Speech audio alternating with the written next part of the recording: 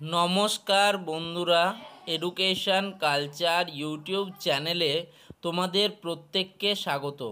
তোমাদের জন্য আমি এই চ্যানেলে যারা ডিপ্লোমা থার্ড সেমিস্টারের ইলেকট্রিক্যাল ইঞ্জিনিয়ারিংয়ের স্টুডেন্টরা রয়েছে, তো তাদের জন্য একটা কোর্স লঞ্চ করেছি। এই কোর্সের আন্ডারে আমি তোমাদের introduction to electric generation system যে সাবজেক্টটা রয়েছে সেই সাবজেক্টের কিন্তু পরপর ক্লাসেস আনছি।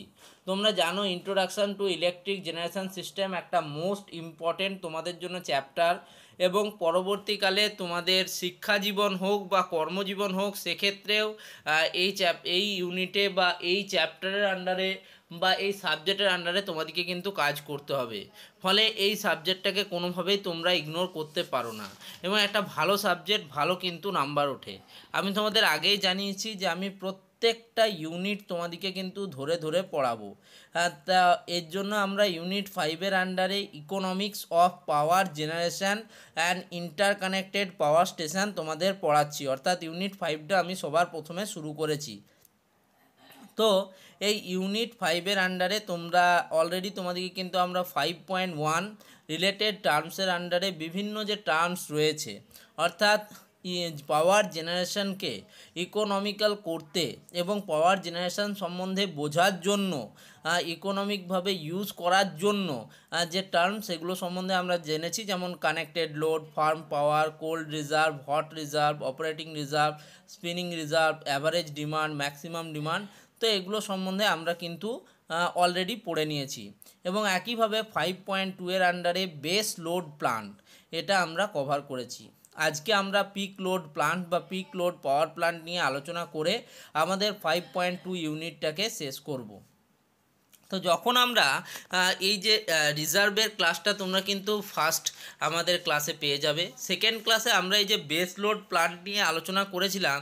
এখানে আমরা জানিয়েছিলাম যে বেস লোড পাওয়ার প্লান্ট হলো এমন এক ধরনের পাওয়ার প্লান্ট বা পাওয়ার জেনারেশন ফেসিলিটি যেটা কিন্তু কন্টিনিউয়াসলি চলে, এবং কন্টিনিউয়াসলি চলতে চলতে আমাদের যে মিনিমাম কনস্ট্যান্ট ডিমান্ড রয়েছে, যেটা আমাদের ইলেকট্রিসিটিতে প্রায় 24 ঘন্টায় প্রয়োজন বা গ্রিডে আমাদের প্রয়োজন, সেটাকে আমরা বেস লোড পাওয়ার প্লান্ট বলেছিলাম।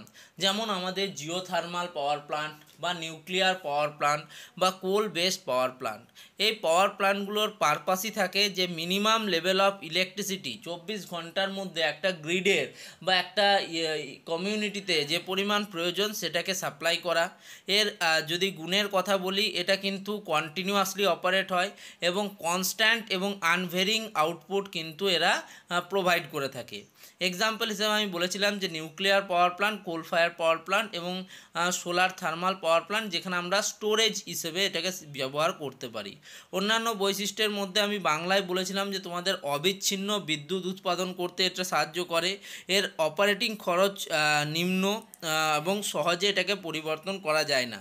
যেমন আমরা মন চাইলেই একটা কোল বেস থার্মাল পাওয়ার প্লান্টকে কিন্তু তার ক্যাপাসিটিটাকে অনেকটা বাড়িয়ে দিতে পারি না, ঠিক আছে? সেটা সময় সাপেক্ষ এবং অবশ্যই খরচ সাপেক্ষ একটা ব্যাপার। তবে দীর্ঘমেয়াদী চালানোর জন্য এগুলো কিন্তু খুব ইম্পর্ট্যান্ট একটা পাওয়ার প্লান্ট হয়ে যায়, এবং মিনিমাম লোড ডিমান্ডকে দেওয়ার জন্য এটা কিন্তু একটা মোস্ট ভাইটাল তোমার পাওয়ার প্লান্ট হয়ে যায়, বেস লোড পাওয়ার প্লান্ট। আজকে আমরা আলোচনা করব পিক লোড পাওয়ার প্লান্ট। আমি তোমাদের আগের ক্লাসটার একটু বলে দিই কেন, তাতে তোমাদের কিন্তু ক্লাসের ফ্লোটাকে ধরতে সুবিধা হয়। ওকে, তো পিক লোড পাওয়ার প্লান্ট কাকে বলছে? The peak load in the load curve represents the maximum demand at a particular time. একটা নির্দিষ্ট সময়ে যে ম্যাক্সিমাম ডিমান্ডের প্রয়োজন হয় সেটাকে আমরা পিক লোড বলে থাকি। দেখো, তোমরা জানো আমাদের যে লোড কার্ভ থাকে, কখনো কখনো হিউজ আমাদের কিন্তু ডিমান্ড পড়ে যায়। যেমন ধরো হঠাৎ করে কালী পুজো চলে এলো, ঠিক আছে? এতে কিন্তু প্রচুর পরিমাণ কিন্তু যেগুলো লাইটিং লোড কিন্তু অনেক বেড়ে গেল, ঠিক আছে? একইভাবে ধরো কোনো ফেস্টিভ সিজন চলে এলো, ধরো কি হলো, কোনো ধরো বিশেষ কোনো বিয়ে টিএস সিজন চলে এলো, বা এই সময় আমাদের হঠাৎ করে অনেক পরিমাণ কিন্তু আমাদের লোডের ডিমান্ড পড়ে গেল। তো সেই ম্যাক্সিমাম ডিমান্ডটাকে ফুলফিল করার জন্য আমরা পিক লোড পাওয়ার প্লান্ট ব্যবহার করি। কি বলছে, this is always more than the base load. Base লোডের ক্ষেত্রে আমরা সবসময় মিনিমাম বা একটা স্যাচুরেটেড ডিমান্ড ইউজ করি, কিন্তু পিক লোডের ক্ষেত্রে সেটা সবসময় বেশি হয়, অর্থাৎ পিক লোড সবসময় বেস লোডের থেকে বেশি হবে। যেটা কিন্তু একটা তোমরা এটাকে অ্যাজ এ ডিফারেন্স বলেও ইউজ করতে পারো, বা এটা অনেক সময় যখন পার্থক্য আসে পার্থক্যতেও লিখতে পারো। Power plants which are operated to meet the peak demand are called peak load plants। যে বলছে যে সমস্ত লোড প্লান্ট যাদেরকে পিক ডিমান্ড মিট করার জন্য ব্যবহার করা হয় তাদেরকে পিক লোড প্লান্টস বলা হয়। Once peak load demand is over, this plants are taken out of service and the supply is reduce. ধরো কালী পুজো পেরিয়ে গেল, ছট পুজো পেরিয়ে গেল, ফেস্টিভ সিজন শেষ হয়ে গেল, এবার আমার কি হলো, লোডটা আবার সেই মিনিমাম লেভেল বা স্যাচুরেটেড লেভেলে চলে এলো, তখন আমরা চাইলে এই পিক লোডের পাওয়ার প্ল্যান্টটাকে অফ করে দিতে পারি বা সার্ভিস থেকে আউট করে দিতে পারি এবং সাপ্লাইটাকে কমিয়ে দিতে পারি। পিক লোড পাওয়ার প্ল্যান্টের উদাহরণ হচ্ছে gas turbine power plant, diesel power plant. হঠাৎ করে আমার বিয়েবাড়িতে ইয়েতে আমরা জানি ছোটো ছোটো আমরা জেনারেটর ইউজ করি, সেগুলোও কিন্তু পিক লোড পাওয়ার প্ল্যান্টের মধ্যেই পড়ে। A peak load power plant or peaker plant is an electricity generating station that operates only during times of peak electricity demand, which is the period when the total consumer demand is highest। একই জিনিস লেখা আছে ঘুরিয়ে ফিরিয়ে, যে বিভিন্ন আমরা বিভিন্ন বই থেকে বিভিন্ন জায়গা থেকে যেটুকু আমাদের প্রয়োজন সেটুকুই নিয়েছি, এবং আমি তোমাদের এখানে যেটুকু পড়াবো সেইটুকুই যদি মাথায় থাকে তোমার, আশা করি কোনো সমস্যা হবে না, আর কিছু করতে হবে না তোমাদের। তো পিক লোড পাওয়ার প্ল্যান্ট হলো সেই ধরনের পাওয়ার প্ল্যান্ট যেখানে আমরা ইলেকট্রিসিটি জেনারেটিং স্টেশন যেটা থাকে সেটা শুধুমাত্র তোমার পিক ইলেকট্রিসিটি ডিমান্ডটাকে যখন ইউজ করা হয় তখন ব্যবহার করা হয়, যখন কনজিউম ডিমান্ড আমার হায়েস্ট থাকে তখন এটাকে আমরা ইউজ করি। There are design to start up quickly and typically include technologies like simple cycle gas turbine, diesel generator etcetera. তো এগুলোকে ব্যবহার করা হয় মূলত, ডিজাইন করা হয় যাতে খুব তাড়াতাড়ি এটাকে স্টার্ট করতে পারি, বেস পাওয়ার প্ল্যান্টকে আমরা খুব তাড়াতাড়ি স্টার্ট করতে পারি। অ্যান্ড এর মধ্যে আমরা বিভিন্ন ধরনের টেকনোলজির ইউজ দেখেছি, যেমন সিম্পল সাইকেল গ্যাস টারবাইনস হতে পারে, ডিজেল জেনারেটর হতে পারে etcetera.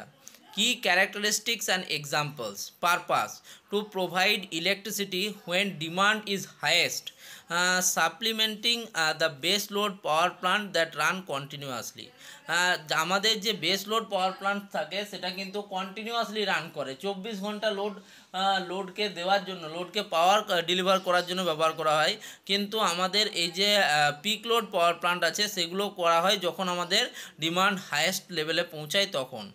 Operational flexibility: they can quickly ramp or down, they quickly ramp up or down to meet fluctuations in demand.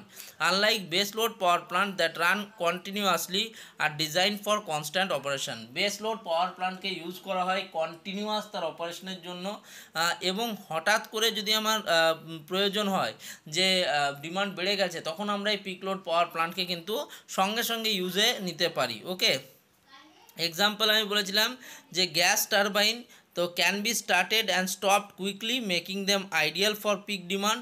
Pick ডিমান্ডের জন্য এটা একটা বেস্ট, এবং এটাকে আমরা খুব তাড়াতাড়ি স্টার্ট করতে পারি, একইভাবে স্টপ করতে পারি। Diesel generator similar to gas turbine, they are suitable for short duration peaks due to their quick start up time. ডিজেল জেনারেটরকে আমরা খুব তাড়াতাড়ি ইউজ করতে পারি, তাদের স্টার্ট আপ টাইম বা খুব তাড়াতাড়ি সেটাকে স্টার্ট করা যায়। Okay, load factor: peak load plants generally have a low load factor, meaning they run for a small fraction of the time compared to the maximum capacity। তো load ফ্যাক্টরের ক্ষেত্রে এদের লোড ফ্যাক্টর একটু কম হয়, তার কারণ হচ্ছে পিক লোডকে আমরা একটা লো ফ্যাক্টরে কাজ করি, সেগুলো কিন্তু খুব স্মল ফ্র্যাকশন অফ টাইমে কাজ করে। Energy cost: while they have higher operating cost per unit of energy produced than base load plants, they are more cost effective for meeting intermittent demand। ঠিক আছে। এনার্জি কস্ট এদের কম হয় base লোডের থেকে। কেন বলছি, এদেরকে প্রাথমিকভাবে খুব কম সহজেই তুমি এটাকে ইউজ করতে পারো, বাট এটার রানিং কস্টটা বেশি হয়। বেস লোড পাওয়ার প্ল্যান্টের ক্ষেত্রে রানিং কস্ট কম হয়, সেটা অপারেটিং কস্ট বা রানিং কস্ট বা অপারেটিং কস্ট কম হয়, তার স্টেবিলাইজমেন্ট কস্ট কিন্তু অনেক বেশি হয়। একটা কোল পাওয়ার প্ল্যান্টকে তৈরি করা, একটা ডিজেল জেনারেটর পাওয়ার প্ল্যান্টকে তৈরি করার মধ্যে হিউজ কিন্তু একটা মানে মার্কেটের বা একটা পয়সার ডিফারেন্স তৈরি হয়ে যায়। তো এটা ছিল বেস লোড এবং পিক লোড পাওয়ার প্ল্যান্টের ব্যাপার। এবার তোমাদের অনেকের মনেই এই প্রশ্নটা এসছে বা আসা স্বাভাবিক যে স্যার আপনি এত পাওয়ার প্ল্যান্টের কথা বললেন, কোল বেস বললেন, কোল বেস থার্মাল পাওয়ার প্ল্যান্ট বললেন, আপনি নিউক্লিয়ার পাওয়ার প্ল্যান্ট বললেন, আপনি জিওথার্মাল এনার্জি পাওয়ার প্ল্যান্ট বললেন, আপনি গ্যাস টারবাইন পাওয়ার প্ল্যান্ট বললেন, আপনি ডিজেল জেনারেটর পাওয়ার প্ল্যান্ট বললেন, কিন্তু আপনি তো হাইড্রো ইলেকট্রিক পাওয়ার প্ল্যান্টের কথা বললেন না একবারও। তো দেখো, হাইড্রো ইলেকট্রিক পাওয়ার প্ল্যান্ট হচ্ছে এমন এক প্রকার পাওয়ার প্ল্যান্ট যেটাকে আমরা base load power plant as well as peak load power plant দুভাবেই আমরা তার ইউজ করতে পারি। এই প্রশ্নটা যদি তোমরা বিস্তারিত উত্তর চাও, অবশ্যই ভিডিওর নিচে কমেন্ট বক্সে জানাও। আমি এই প্রশ্নটাকে কিন্তু একটা মোস্ট ইম্পর্ট্যান্ট প্রশ্ন হিসেবে রেখে দিচ্ছি। এটা তোমাদের উপর, তোমরা এটা জানতে চাইছো কি না, এটা কিন্তু পরীক্ষায় আসার সম্ভাবনা সবথেকে বেশি। তো এই ভিডিওতে আমরা আলোচনা করলাম পিক লোড পাওয়ার প্ল্যান্ট নিয়ে। আগের ভিডিওতে আমরা আলোচনা করেছিলাম বেস লোড পাওয়ার প্ল্যান্টকে নিয়ে। অর্থাৎ এক কথায় বলতে গেলে আমরা বলবো আমাদের ইউনিট 5-এর আন্ডারে যে সাব ইউনিট রয়েছে 5.1 এবং 5.2, এই দুটো কিন্তু আমরা অলরেডি কমপ্লিট করে নিলাম। এবার আমরা 5.3-তে যাব পরের ক্লাসে। তো ধন্যবাদ, আজকের ভিডিও এইটুকুই।